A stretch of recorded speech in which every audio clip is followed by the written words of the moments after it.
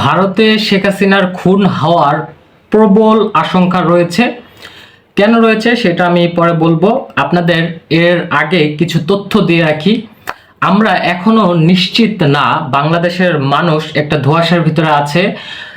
শেখ হাসিনা পদত্যাগের পরে কিভাবে হেলিকপ্টারে করে ভারত গেল, নাকি অন্য কোথাও গেল, নাকি কলকাতা গিয়েছেন, এবং শোনা যাচ্ছে কলকাতা তিনি হেলিকপ্টারে করে যে সেখান থেকে বিমানে দিল্লিতে যায়।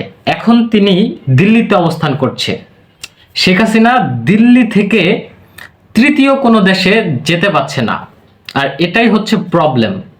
ভারত এমত অবস্থায় শেখ হাসিনাকে তাদের দেশে রাখতে চাচ্ছে না। এখন বর্তমান অবস্থায় ভারত কি হিসেবে শেখ হাসিনাকে তাদের দেশে আশ্রয় দিয়েছে সেটি কিন্তু এখন পর্যন্ত প্রকাশ করেনি। এটাই হচ্ছে মোদির গলার কাটা হয়ে দাঁড়িয়েছে, এবং তারা প্রতিক্রিয়াও জানাচ্ছে কিছু কিছু অংশে, কিছু কিছু ভাষণে তারা কিন্তু এটি প্রকাশ করছে আস্তে আস্তে। ভারত প্রচন্ড চেষ্টা করছে তাকে যাতে তৃতীয় কোনো দেশে পাঠানো যায় সে ব্যাপারে, কিন্তু কোনো দেশ তাকে ভিসা দিচ্ছে না। এখন ভারতের কি অসুবিধা যদি শেখ হাসিনা ভারতে আশ্রয় নেয়? ভারতে যদি আশ্রয় নেয় তাহলে প্রচন্ড চাপের মুখে পড়বে ভারত। সেটা হবে আন্তর্জাতিক আইনের দিক থেকে, সেটা হবে বাংলাদেশের দিক থেকে। কারণ বাংলাদেশের আদালতে শেখ হাসিনা গুরুতর অপরাধী এবং তার সাজাযোগ্য অপরাধী। তিনি খুনের মামলা তার মাথায় নিয়ে ভারতে বসে আছেন।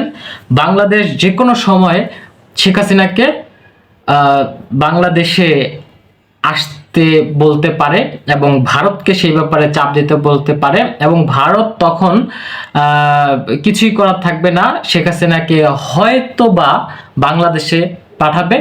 আর যদি ভারতে রাখে তাহলে ভারতের সুনাম ক্ষুণ্ণ হবে। এটি দেখার বিষয়।